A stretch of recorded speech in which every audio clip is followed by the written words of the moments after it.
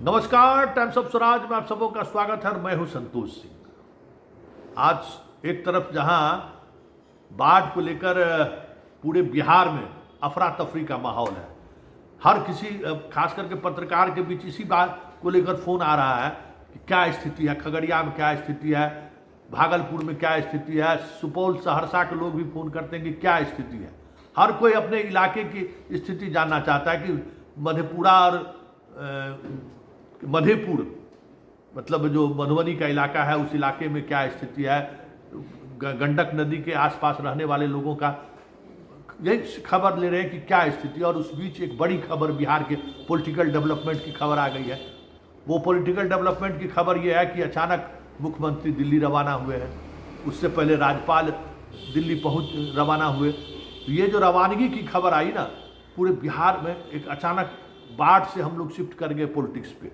वह आखिर क्या बात हुआ कि अचानक दिल्ली दोनों चले गए हैं, क्योंकि कहा जा रहा है कि इस बार राजभवन को लेकर भी और गिरिराज सिंह जैसे नेताओं को लेकर भी नीतीश सहज नहीं है। और नीतीश इस बार किसी भी ऐसे स्थिति से कह सकते हैं कि अपने तरीके से सहजता से या किसी पॉलिटिकल नैरेटिव के सहारे चीज़ों को इस बार उस तरीके से संभालने के मूड में नहीं दिख रहे हैं। कहा जा रहा है कि आर पार के मूड में अभी नीतीश हर वक्त एकदम उस माइंडसेट से चल रहे हैं।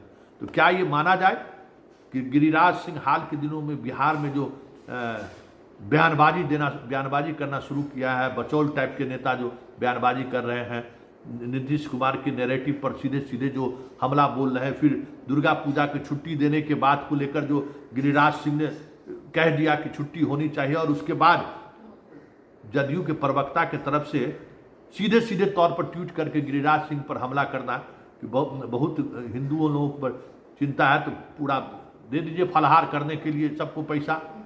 तो ये ट्वीट अपने आप में बता रहा था कि कुछ न कुछ चीज़ें इस बयान से नीतीश सहज नहीं है। क्योंकि अगर कोई भी प्रवक्ता जदयू में खास करके बिना किसी निर्देश के न ट्वीट कर सकता है न बयान दे सकता है, सिवाय नीरज सिंह को छोड़ के।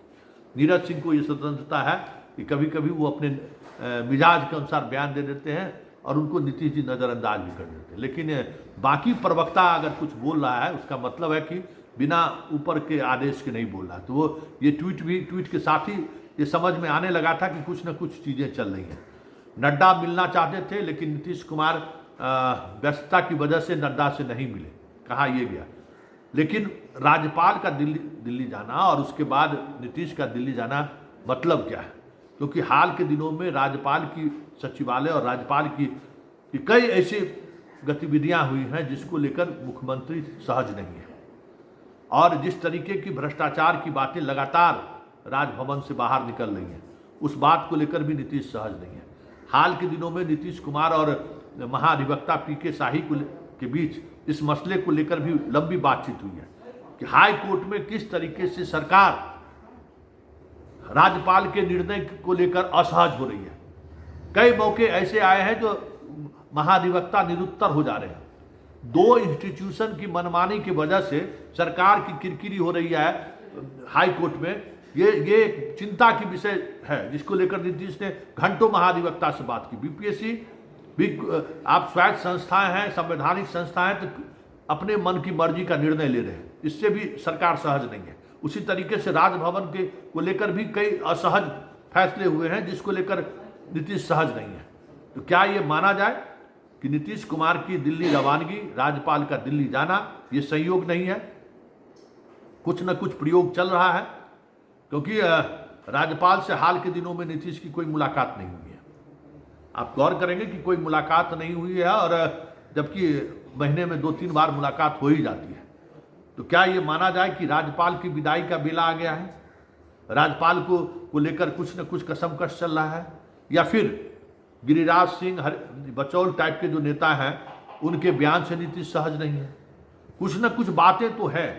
वैसे खबर ये है कि कल शाम अचानक दिल्ली जाने का प्रोग्राम नीतीश कुमार का बना है, और वो अपने पूरे मेडिकल जो उनको असिस्ट करने वाले डॉक्टरों की टीम है, उन डॉक्टरों की टीम के साथ वो दिल्ली जा रहे हैं। और वहाँ उनका आज किसी खास डॉक्टर से अपॉइंटमेंट है जिनसे वो दिखाएंगे। ये तथ्य मतलब ये ऑफिशियल जो जानकारी बाहर आई है वो ये जानकारी है। अब देखना ये होगा कि इनका प्रधानमंत्री मोदी और शाह से मुलाकात होती है या नहीं होती, क्योंकि नड्डा से तो ये नहीं मिले। ये तो साफ कल की बैठक में दिखा है कि नड्डा यहाँ रहे लेकिन नड्डा से मुलाकात नहीं हुई। तो मतलब बात अब शाह और मोदी तक पहुँच गई है। तब देखिए शाह और मोदी से इनकी मुलाकात होती है या नहीं होती है। वैसे एक और पेच है जिस पेच को लेकर नीतीश इन दिनों दबाव बनाए हुए, और वो पेच है झारखंड का चुनाव। झारखंड में बीजेपी अभी आजसू से बात की है। आजसू को 6 से 9 सीटें देने की पर सहमति बनती हुई दिख रही है। हाँ, अमित शाह से उनकी बैठक भी हुई है। जदयू से औपचारिक तौर पर अभी तक झारखंड के मसले पर कोई बातचीत नहीं हुई है। संजय झा लगातार इस मसले पर बीजेपी के केंद्रीय नेतृत्व के साथ उनकी बातचीत हो रही है। सरयू राय आ गए हैं, अब पीटर के भी आने की खबर आ रही है। राजा पीटर जो पहले जदयू के वहाँ विधायक, एकमात्र विधायक थे, वो भी अब जदयू का दामन थाम रहे हैं। तो राजा पीटर, सरयू राय और कुछ जो आजसू का जो वोट बैंक है, मतलब महतो और कुर्मी का जो वोट बैंक है, उन इलाकों में क्योंकि नीतीश कुमार ने एक राज्यसभा सीट वहाँ पहले ही उस बिरादरी के लोगों को दिया है और प्रदेश की पूरी राजनीति कहीं न कहीं कुर्मी और महतों के बीच वो केंद्रित किया है, इसलिए इनकी कोशिश है कि 6 से 10 के बीच इन्हें सीट मिले। तो एक दबाव बनाने की ये भी राजनीति है। मतलब 3 इश्यूज को लेकर कहा जा रहा है कि दिल्ली दौरे का इनका कार्यक्रम है और इस दौरान वो सरकार मोदी और शाह पर दबाव बनाना चाह रहे हैं। पहला मसला कि गिरिराज सिंह के टाइप के जितने नेता हैं उस तरीके की बयानबाजी अगर करेंगे तो वो बर्दाश्त नहीं है। दूसरी बात, राजभवन में जिस तरीके की चीज़ें चल रही हैं वो उस चीज़ों को मुझे स्वीकार नहीं है सीधे सीधे तौर पर। और तीसरी और आखिरी बात, झारखंड का इलेक्शन है।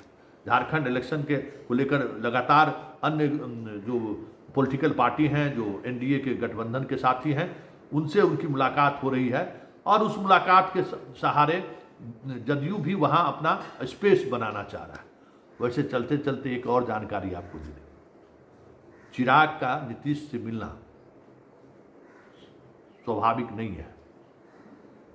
चिराग जिस तरीके से जदयू के जहां उम्मीदवार हैं उन उम्मीदवारों को लेकर जो दबाव वो बना रहे हैं, मटिहानी पहुंच गए, कल्याणपुर पहुंचने वाले थे, तथा जो तमाम जदयू के जो सिटिंग एमएलए हैं उन पर वो दावेदारी पेश करने की कोशिश करते हुए दिख रहे थे, जिसको लेकर नड्डा भी नाराज थे, मतलब प्रदेश बीजेपी भी नाराज था और अमित शाह एंड बाकी जो लोग हैं वो भी नाराज थे। तो वो भी मुलाकात सहज नहीं है। इस दिल्ली दौरे को कई दृष्टिकोण से देखा जा सकता है और अंततः मंत्रिमंडल विस्तार का मामला फंसा हुआ है ये।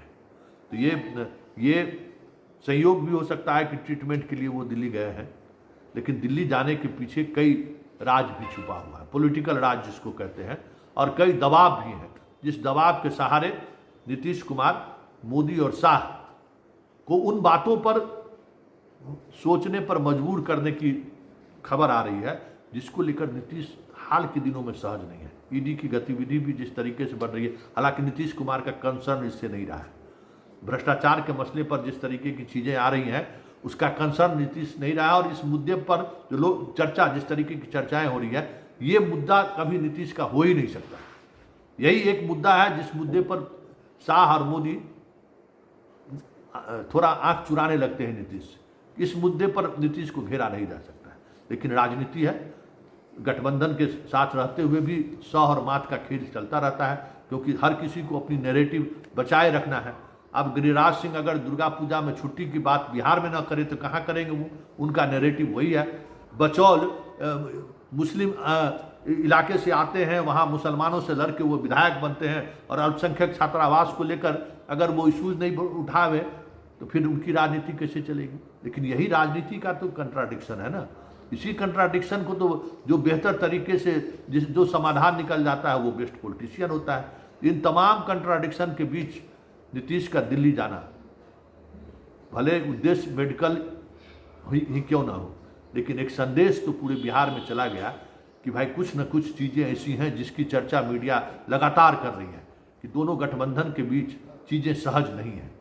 उस असहजता वाली खबर के बीच दिल्ली पहुंचना संकेत है कि देखिए अब आगे आगे होता है क्या। लेकिन इतना तय है इस गठबंधन के सहारे नीतीश जिस तरीके से डेवलपमेंट की एक नई लकीर खींचने की तैयारी में है, आने वाले समय में बिहार को कई और बड़े प्रोजेक्ट मिलता हुआ दिख जाए तो कोई बड़ी बात नहीं है। चलते चलते दरभंगा के दर्शकों के लिए एक बड़ी खबर बता दें कि दरभंगा का जो एयरपोर्ट के एक्सटेंशन की जो खबर आ रही है, 19 अक्टूबर को उसके एक्सटेंशन को लेकर विशेष तौर पर हम बता रहे हैं कि दरभंगा के उस एयरपोर्ट के एक्सटेंशन को लेकर बड़ी खबर आने वाली है। 19 अक्टूबर को नागरिक उड्डयन मंत्री दरभंगा जाने वाले हैं। मतलब प्रधानमंत्री का भी जो एम्स का कार्यक्रम है वो भी उसी दौर में, मतलब साथ ही दोनों का विस्तारीकरण का एक साथ शिलान्यास हो, ऐसी खबरें आ रही है। मतलब डेवलपमेंट की भी सियासत, इन तमाम सियासतों के बीच